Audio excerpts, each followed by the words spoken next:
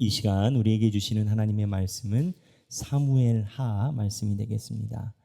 오늘 여러분들과 함께 봉독하는 사무엘하 말씀을 같이 봉독하기 전에 이 성경 말씀의 우리 전체적인 배경에 대해서 잠깐 얘기를 드리겠습니다. 이 사무엘하는 공식적으로는 다윗의 맨 마지막 성경 구절입니다. 다윗이 사무엘하에 보면 우리가 마음이 안타까울 정도로 무언가 정도에서 어긋난 것처럼 보입니다. 그때 하나님이 다윗에게 맨 마지막 허락하신 내용이 있습니다. 그게 뭐냐? 하나님의 제단을 다시 쌓으라라는 겁니다. 그래서 사무엘하 맨 마지막에 보면 다윗이 본인의 실수로 역병이 돌아서 7만 명의 백성이 죽는 장면을 보고 하나님 앞에 회개를 합니다. 그리고 하나님께 나에게 이 재앙을 돌리소서라고 간구하니까 하나님이 제단을 쌓아라. 그리고 하나님께 예배드리는 장면으로 사무엘하가 끝납니다. 그 제단을 쌓았던 그 터가 솔로몬의 성전의 터가 됩니다. 그래서 이 성경 본문을 우리 다 함께 읽고 말씀에 들어가도록 하겠습니다. 성경 본문 사무엘하 2장 15절을 먼저 읽겠습니다. 다 함께 읽겠습니다. 이에 여호와께서 그 아침부터 정하신 때까지 전염병을 이스라엘에게 내리시니 단에서부터 부엘세바까지 백성의 죽은 자가 7만 명이라. 25절입니다.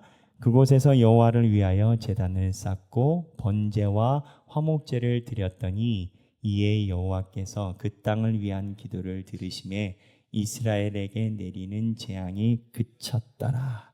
아멘. 이 말씀은 살아계신 하나님의 말씀입니다. 존 파이퍼 목사님하고 오스왈드 챔버스 목사님의 책을 저희가 제자반에서 어제 처음 공부를 하고 나아가고 있습니다. 이 두 분이 굉장히 우리 신앙과 신학에 시사하는 바가 큽니다. 존 파이퍼 목사님이 기술한 것 중에 어떠한 내용이 있냐면 교인들이 교회에다가 질문하는 내용이 있습니다. 그 내용이 뭐냐? 목사님, 교회에서 교리 설교나 이런 거 하지 말고 우리가 당한 환경에서 어떻게 해야 해결책이 날지 그거를 설명해 주시면 어떨까요? 그와 같은 이제 질문이 있다라는 비슷한 기술을 합니다. 근데 이제 존 파이퍼 목사님이 이거에 대해서 이렇게 이야기를 합니다. 짧은 문장으로 얘기를 드리면 영원한 것을 이야기를 하는 것이 더 급한 일이고 그게 실제적인 해결책이기 때문에 현실의 문제를 얘기를 하는 게 아니라 영원한 하나님 나라 얘기를 한다라는 겁니다. 이제 이 부분을 여러분들에게 조금 더 이해가 되기 위해서 설명을 드리면 이렇습니다.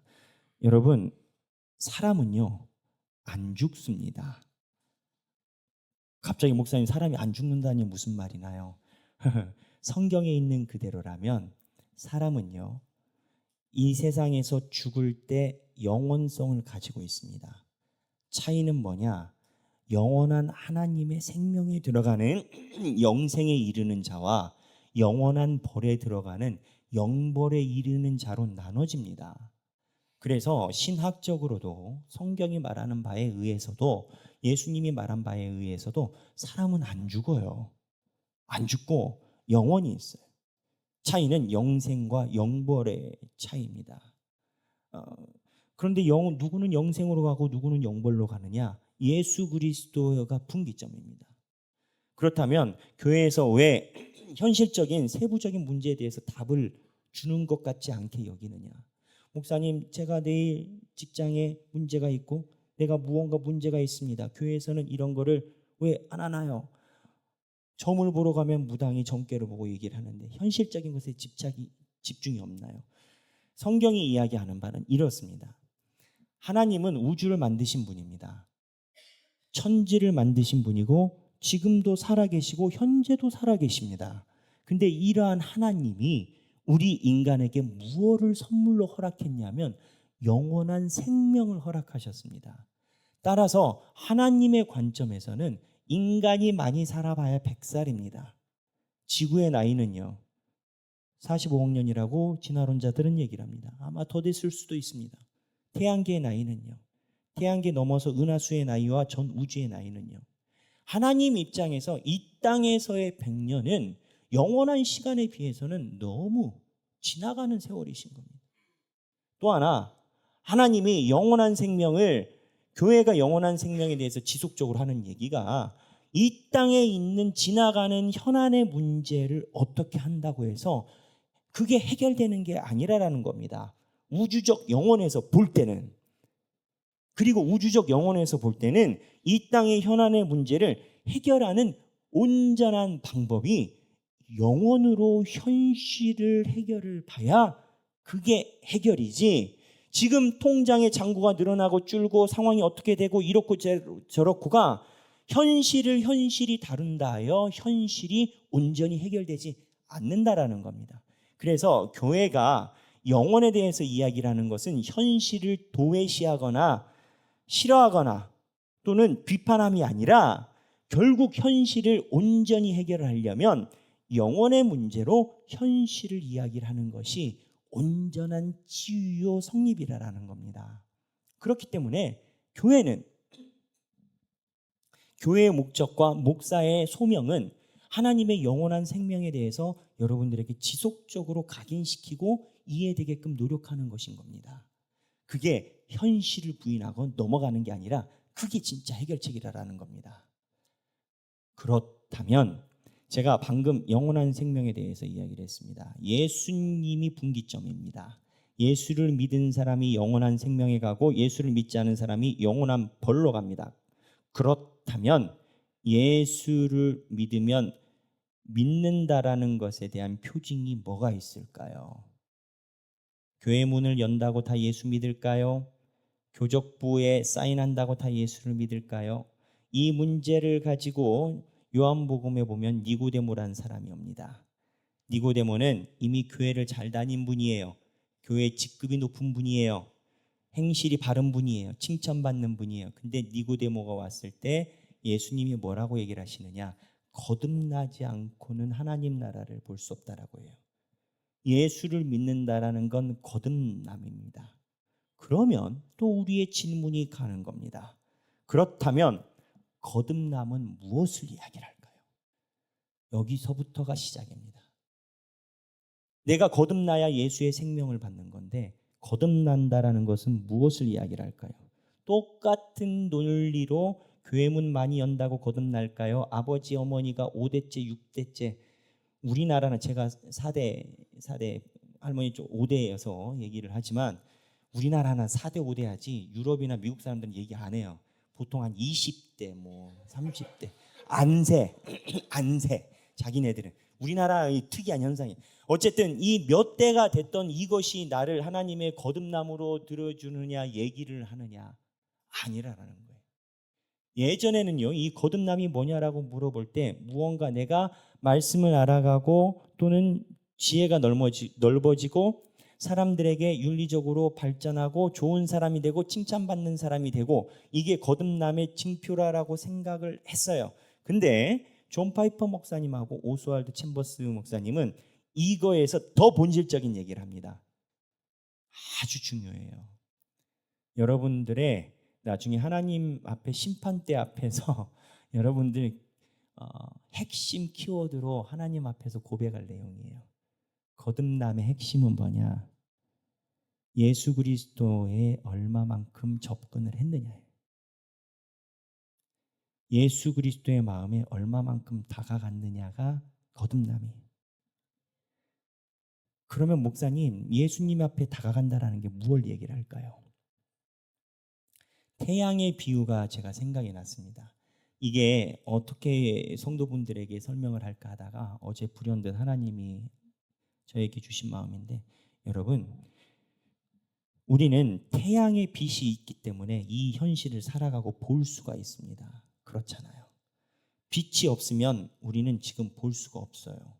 근데 과학을 조금 더 초등학교 때 배웠던 과학을 생각하시는 분은 아시겠지만 이미 지구상에 우리가 사용해서 볼 수 있는 가시광선은 3년 전에 태양에서 날아온 가시광선이에요. 지금 우리가 볼 수 있는 이 빛의 발현은 3년 전에 이미 출발한 유통기한이 지난 건 거예요. 그러니까 예수 앞에 다가간다라는 것은 빛의 가시광선을 본다라는 게 아니라 더 본질적으로 태양 안에 있는 핵분열을 하는 그 행성을 본다라는 걸 의미해요. 두 개로 나눠지는 겁니다. 행성을 보는 그 눈과 그 잔상으로 인한 빛을 보는 건 거예요. 잔상이 뭐냐? 교회를 다녀서 내가 신비로운 체험을 해요. 성령의 은혜를 받아. 근데 이 성령의 은혜를 받는 것은 그 체험이 예수 앞에 다가가는 것이 아니에요. 예수 앞에 다가갔으니 이 체험이 2차적으로 나타나는 거예요. 그런데 사람들이 불 받았다, 을랄랄라, 방언 받았다 해서 이 체험에 창념하면 태양의 오리지널인 그 원소의 행성을 보지 못하고 2차적인 가시광선을 가지고 씨름해서 길을 잃어요. 거듭남은 그게 아니라는 거예요. 거듭남은 내가 하나님 앞에 눈을 감기 전에 예수 그리스도를 고백할 때 내가 얼마만큼 예수 안에 다가갔다라는 거예요. 이 체험이 잘못됐다라는 게 아닙니다. 예수를 만나게 되고 행성에 다가가면 2차적인 체험을 경험을 해요. 그런데 그 체험이 예수를 이야기라는 게 아니라는 거예요. 마찬가지로 예수에 대한 행성에 다가가면 이 신비적인 체험이 아니라 지적인 능력과 경험과 관록과 직책과 도덕적인 완성도가 이룰 수 있어요. 성도가 서리집사, 서리집사가 안수집사, 안수집사가 장로, 성도가 서리집사, 서리집사가 권사, 그러다가 목사, 전도사 목사. 이거는 2차적으로 일어나는 현상이에요. 2차적으로 일어나는 현상이 오리지널인 행성을 이야기를 하는 예수의 본질을 이야기를 하는 건 아니에요. 목사라고 해서 다 하나님 앞에 다 좋은 천국에 갈 것이냐? 모르는 일이에요. 하나님을 만났을 때 하나님이 우리에게 물어보는 건 예수 그리스도에게 가까이 왔느냐 안 왔느냐를 물어보는 것이지, 그게 거듭남이지 예수 앞에 가까이 다가갔느냐의 거듭남의 정도로 구원을 이야기를 하시지 2차적인 빛의 결과로 일어난 양태, 나의 직분, 학위, 위치, 지식 또는 신비적인 체험의 축적도 이게 아니다라고 두 존 파이퍼와 오스왈드 챔버스와 오카넌 목사님은 그렇게 강조를 합니다. 맞는 얘기예요. 오늘 저희가 다윗에 있는 본문을 봤어요. 다윗의 인생을 놓으면 여기 그림에다가 그대로 놓으면 이렇게 됩니다. 다윗이 처음에는 하나님의 행성을 바라보는 자였어요. 그런데 어느 날 행성을 바라보다 보니까 태양에서 가지가 많이 나와, 빛이 많이 나와. 그러다 보니 2차적인 잔상이 많이 생겨요. 좋은 게 많이 생긴다고요. 그러니까 이 지구에서 볼 수 있는 좋은 게 많이 생기니까 어느 날 나도 모르게 태양을 바라보다가 이 결과를 바라보게 된 거예요. 근데 나의 본질, 실체를 바라보는 눈이 흔들리면 인간은 본성에서 죄된 본성이 제일 먼저 튀어나옵니다. 오스왈드 챔버스는 그래요. 하나님께 어느 정도 가까이 가고 말고에 대한 정의는 없다라는 거예요. 하나님을 바라보면 바라본 거지 하나님을 안 바라봤으면 죄악이라는 거예요. 하나님의 본질에 대한 고백과 다가감이 아니라 부수적인 것, 교회를 다닐 때 시너지적인 것, 2차적인 것에 관심을 갖고 그 안에 내 삶의 본질을 두는 순간 다윗과 똑같은 길에 빠질 수가 있어요. 뭐 다윗이 어떤 길에 빠지는 겁니까? 다윗이 사무엘하 막판에 보면 여러 가지 실수를 합니다. 범죄도 있고 실수를 해요. 성경에서 왜 다윗에게 이러한 모습을 남겨놓는지 의문이에요. 다윗을 우리는 좋게 보고 싶어요. 근데 성경이 우리한테 이야기하는 모습이 있어요. 이게 너희 모습이라는 거예요. 근데 그때 하나님이 다윗에게 마지막에 갓선지자를 보내서 제단을 쌓고 예배를 드려라. 다시 하나님이 돌리는 거예요. 사울과 다윗의 차이는 이거 하나밖에 없습니다. 사울도 하나님의 태양에 의해서 왕이 됐어요. 기름 부음을 받았어요. 하나님만 섬겼던 시절이 있어요. 그런데 사람들이 자기를 왕으로 여겨요. 그 순간 태양의 실체가 아닌 빛의 잔상에 의해 자기 뿌리를 내리기 시작합니다. 그 순간 자기의 뿌리는 죽어가기 마련인 건 거예요. 다윗도 마찬가지예요. 하나님의 기름 부으심으로 사울을 살리고 좋은 행동을 했어요. 골리앗도 무너뜨렸어요. 그런데 다윗이 말년에 보면 자기의 실수가 한두 개가 아닙니다. 왜 그렇게 됐어요? 본인이 권력에 대한 욕구와 여러 가지 복잡한 인간의 소욕을 이기지 못했어요. 그러나 다윗과 사울의 차이는 뭐냐? 다윗은 그럼에도 불구하고 그 자리에서 다시 고개를 들어 태양을 바라본 거예요. 이거를 해야 돼요. 하나님이 이거를 바라보기 위해 아라우나의 타작마당에서 그곳에서 하나님 앞에 예배를 드리게 하고, 그게 사무엘서의 맨 마지막 장입니다.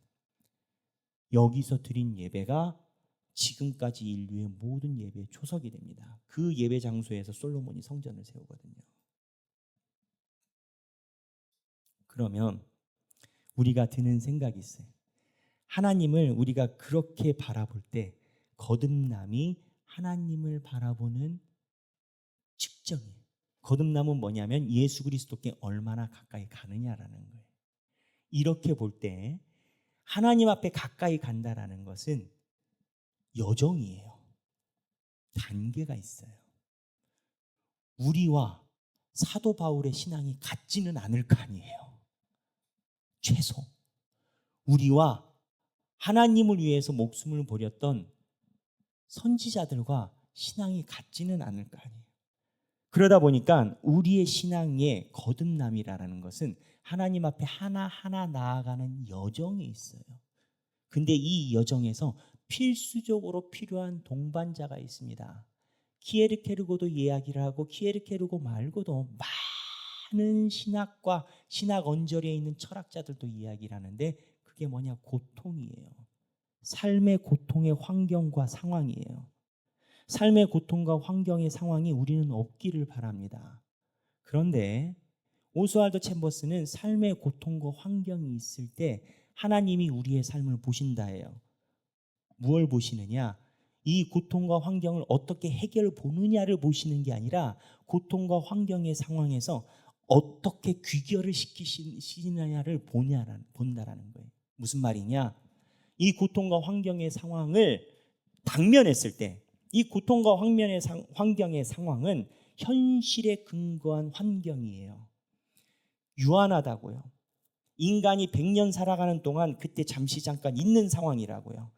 100년 동안 잠시 잠깐 있는 이 상황을 영혼의 눈으로 바라보고 귀결을 하나님의 태양을 바라보는 사람이 되는 것인지, 그 100년 안에 있는 그 환경과 상황에 매몰돼서 자기가 자리를 잃어버리는 것인지, 그거를 본다라는 거예요. 그럼 우리는 이렇게 생각이 들어요. 하나님이 고통을 통해서 왜 우리를 매번 시험하시나요? 아, 신앙인 되기 너무 힘들다. 예수 믿기 힘들다. 근데 그렇지 않아요. 무슨 얘기냐? 우리는 우리를 잘 모릅니다. 사람은 제일 모르는 게 자기예요. 무슨 얘기냐?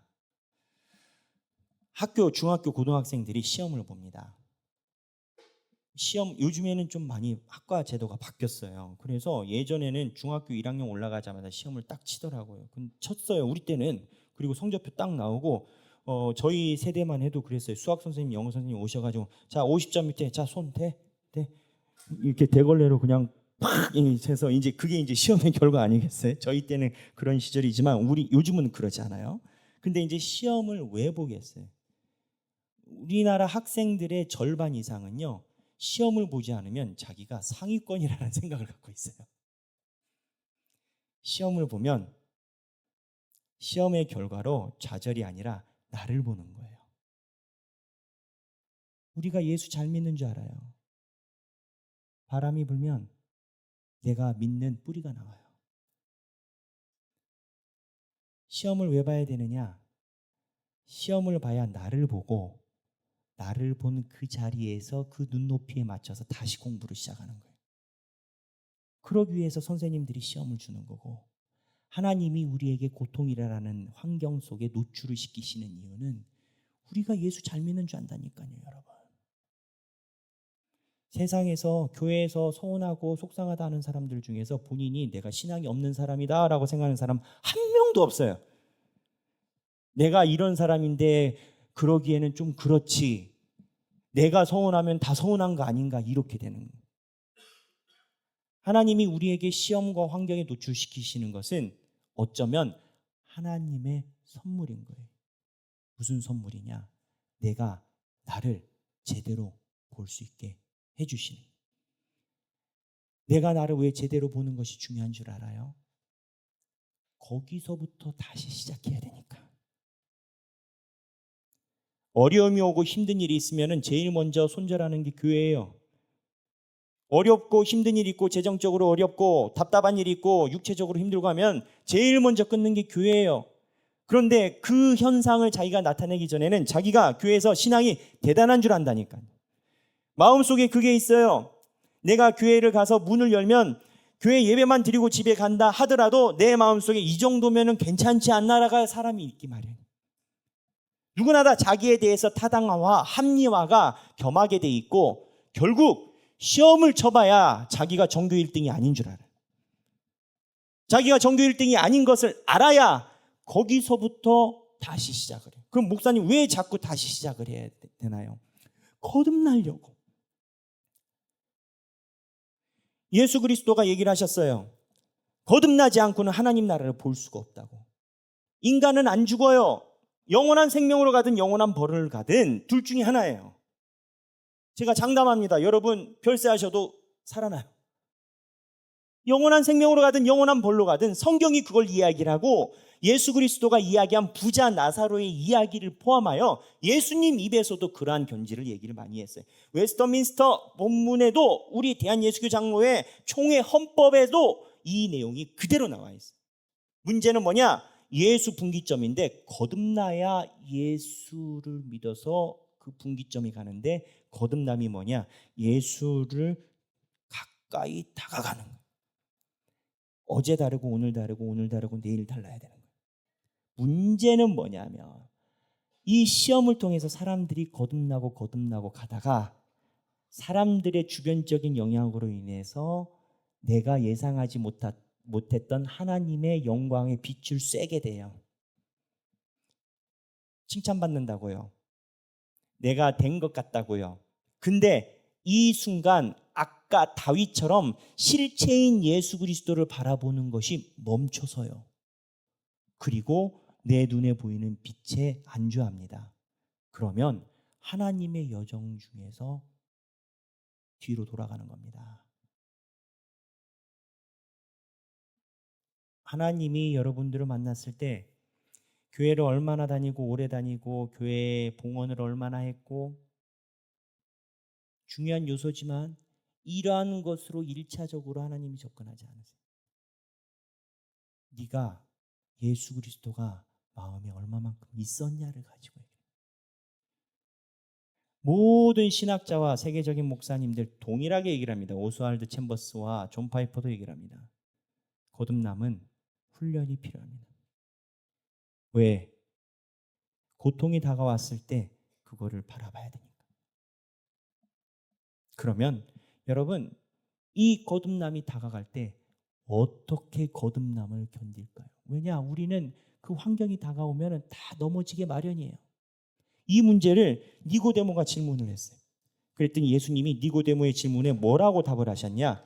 물과 성령으로 거듭난다라고 하셨어요. 물과 성령이 뭔 줄 아십니까?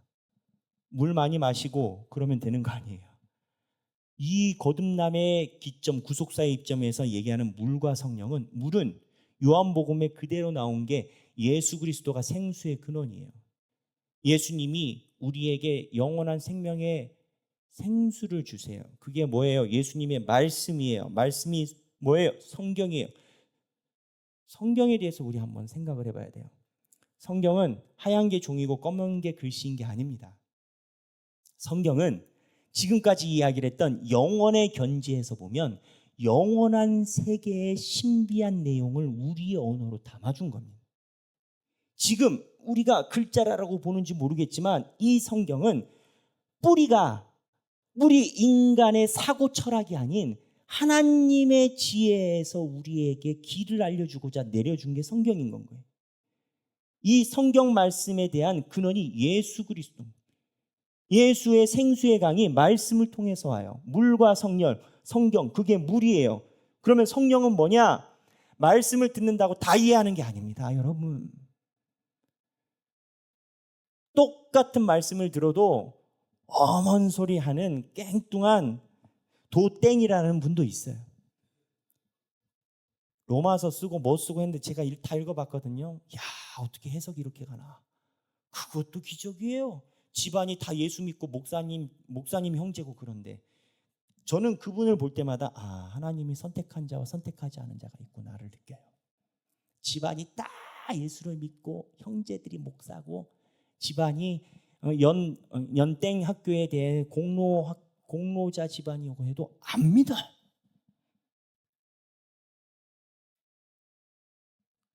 성경의 말씀을 접한다고 해서 모두 다 하나님의 생수를 마시는 게 아닙니다. 그거를 옆에서 지켜주고 보존해주는 그 존재가 있는데 성령님이. 물과 성령으로 인해서 거듭난다. 그 의미가 뭐냐? 하나님의 말씀이 있고 그 말씀을 이해할 수 있도록 성령님이 옆에서 도와줘야 된다는 거예요. 성령님의 도움이 없으면 말씀을 한 터럭도 마음에 뿌리를 내릴 수가 없습니다. 이 생각 해보셨습니까? 여러분 2000년 전에 있었던 사도 바울들의 신앙과 우리의 신앙이 같을까요? 2000년 전에 있었던 사람들은 전제 왕권, 계급사회이고 왕이 퀴리오스, 주이고 그 시대절에 살았던 사람들이에요. 그 사람들이 예수를 믿었던 것과 우리가 예수 믿는 게 같을까요? 그때 사람들이 우리가 가지고 있는 민주주의와 경제 자본주의와 우리가 대통령을 우리 손으로 뽑는 이 시대를 예측이나 했을까요? 그 사람들은 자기네가 살았던 세대가 그게 전부인 줄 알아요. 그리고 우리가 이게 전부인 줄 알아요. 근데 제가 여러분 장담합니다. 500년 후에 인간이 살아가는 모습은 우리랑 다를 겁니다. 생각도 다를 거예요. 제가 하고 싶은 질문은 이겁니다. 그렇다면 인간이 바뀌고 문화가 바뀌면 생각이 바뀌나요? 믿음이 바뀌나요? 믿음의 형태가 바뀌나요? 아니요, 동일해요. 성경이 그걸 얘기를 해요. 근데 어떻게 동일하는지 아십니까? 이 믿음을 보존하고 지키는 존재가 있으니 보혜사 성령이 하나님을 믿는 자 마음속에 동일한 믿음으로 보존하고 지키시는 거예요. 무슨 얘기냐? 거듭나야 천국 가요. 거듭남이 뭐예요? 예수 믿는 거예요. 예수를 조금 더 알아가는 거예요. 근데 예수를 어떻게 알아가요? 예수 그리스도의 말씀인 물과 성령을 통해서 다가가요. 신앙생활 잘해야 돼요. 마음이 너무 아픈 것은 평생을 교회를 다녔어요. 평생 하나님의 말씀에 다가갈 수 있는 기회가 있었어요. 그런데 부수적인 태양의 잔상에만 휘둘리다가 하나님 품에 갈 때 성경을 한 번도 통째로 읽어본 경험이 없고 말씀 한 터럭도 자기 마음속에 관절과 골수를 쪼갠 경험이 없는 자가 하나님의 존전에 갔을 때 거듭남이라고 하나님이 인쳐주실 수 있을지 나 확답이 안 돼. 아버지가 장로요 목사여도 아무런 소용이 없어요. 여러분들이 여러분 말씀 안에 뿌리를 내리지 않으면 사울처럼 돼요. 제가 왜 목사가 됐을까요? 저는 이거 얘기하라고 목사가 됐다라고 하나님이 말씀하세요. 여러분이 왜 교인이 되고 성도가 되셨을까요? 갈 데 없어서요? 아니요. 하나님이 여러분들을 부르셔서 이거 들으라고. 삶의 고통 중요해요. 근데 삶의 고통은 우리가 얼마만큼 영혼의 신비로 오늘을 이겨내는지 증명해 주는 시험입니다. 초신자가 교회를 열심히 다녀요. 말씀이 재밌어요. 막 부흥해요. 그러다가 삶의 재리의 유혹, 어려움 닥치잖아요. 쑥 날아갑니다. 쑥 날아가요. 그럼 목사님 날아가면은 안녕 빠빠이 버리는 건가요? 아니요. 그래서 초신자인 거예요. 자기가 날아가는 모습을 보고 자기가 거기 있음을 인식을 해야 돼. 그리고 거기서 다시 시작하는 거예요. 제자는 태어나는 게 아니라 만들어지는 것이다. 거듭남은 하루아침에 이루어지는 게 아닙니다. 존 파이퍼 목사님, 오스왈드 챔버스, 오카논 목사님 뿐만 아니라 제대로 신학과 신앙에 대해서 포인트를 가지고 그 핵심을 간파하고 있는 사람들은 동일한 얘기를 합니다. 저는 목사입니다. 제가 하나님 전에 갔을 때 하나님도 저를 목사로서 일을 시키시면서 저에게 물어보실 게 있을 거예요. 저는 이거를 해야 해요. 여러분들은 성도예요. 평생 하나님의 전에 와서 하나님의 인도하심 속에 살아가실 겁니다. 그런데 5년 전의 모습과 내 모습이 똑같고 5년 전에 이해하던 것과 지금이 똑같고 오히려 잊어버리고 태양의 잔상에 의해서 윤리적으로 완성이 되고, 여러분 시간이 지나면 나이를 먹기 때문에 나이를 먹어가면 사회성이 늘어나고 알아서 인격이 쌓입니다. 인격이 쌓인 그 나이의 그 모습을 보고 내 신앙이 성장한 것과 같은 착시를 가져오고 말씀에 대해서는 창념하지 않고, 그러면 정말 마음 아픈 신앙생활이 되는 거예요.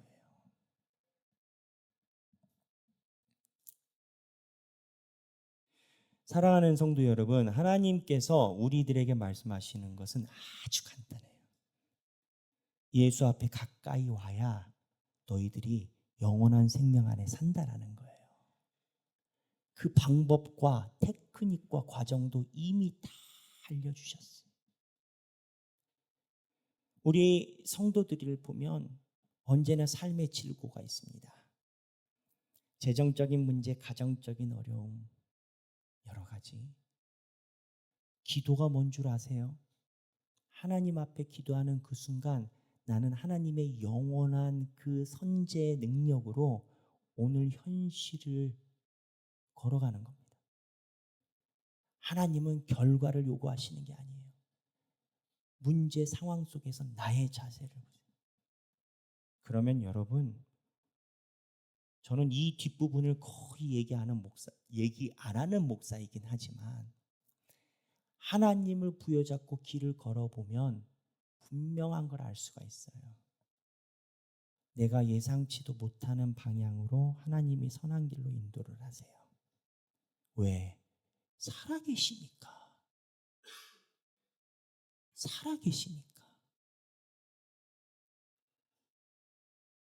이거를 우리가 결단을 하지 못함이 문제이지 하나님이 쉬고 계심이 아니에요. 우리 모든 하길교회 성도가 내 인생의 길이 예수 그리스도 안에 있다라는 고백을 가지고 살아가시길 주님의 이름으로 축원합니다. 우리 이 시간에 같이 찬양하기를 원합니다. 주가 보이신 생명의 길이라는 찬양이에요. 나의 길 오직 주가 하시고 나의 의로움 주가 되시고 나를 단련하신 후에 내가 정금과 같이 예수 그리스도에 다가가는 거듭난 존재가 될 것이다. 함께 찬양하기를 원합니다.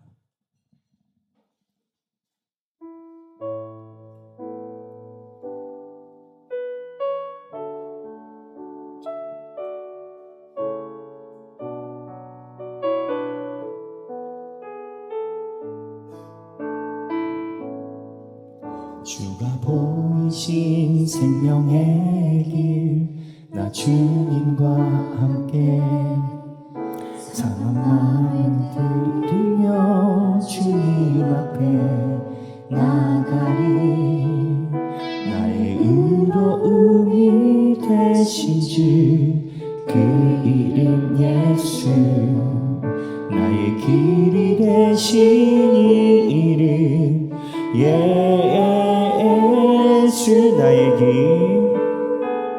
나의 길 오직 그가 아시나니 나를 단련하시는 후에 내가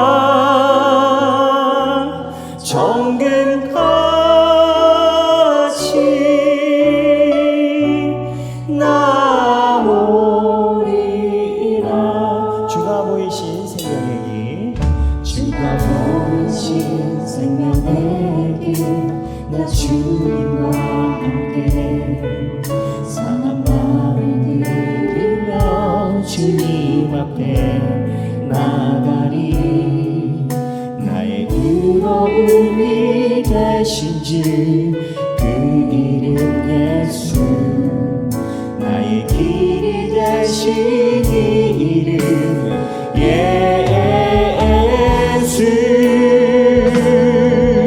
나의 길 오직 그가 아시나니.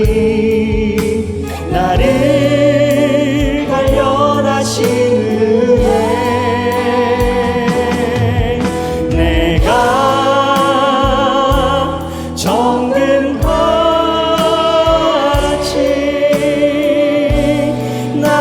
나오리이다. 나의 길 오직 그가 아시오니. 나의 길 오직 그가 아시나니. 나를 단련하신 후에 내가 정금같이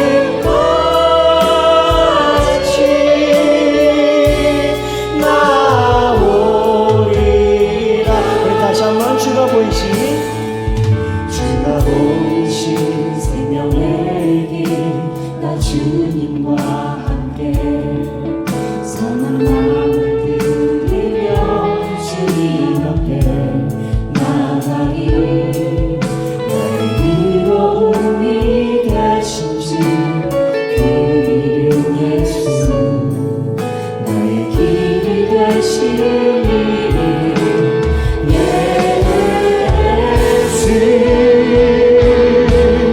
나의 길 오직 그가 아시나니. 나를 단련하신 후에 내가 정금같이 나오리라. 나의 길 오직 그가, 나의 길 오직 그가 아시나니. 나를 단련하신 후에 내가 정금같이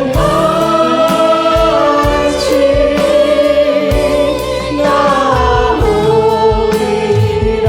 우리 이 시간에 성령님께서 주시는 마음을 따라 기도하겠습니다. 각자 기도하시겠습니다.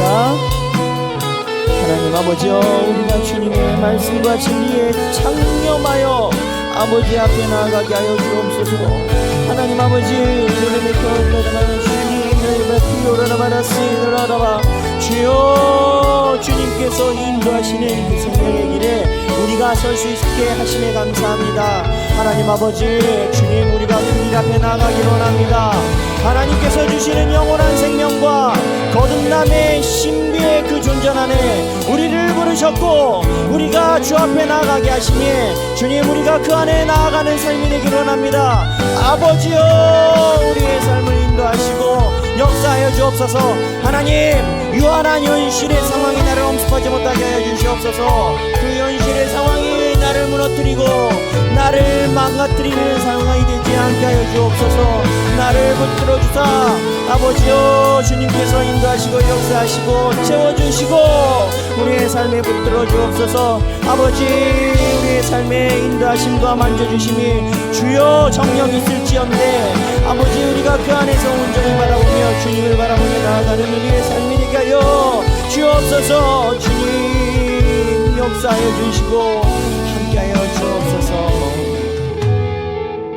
제가 기도하겠습니다.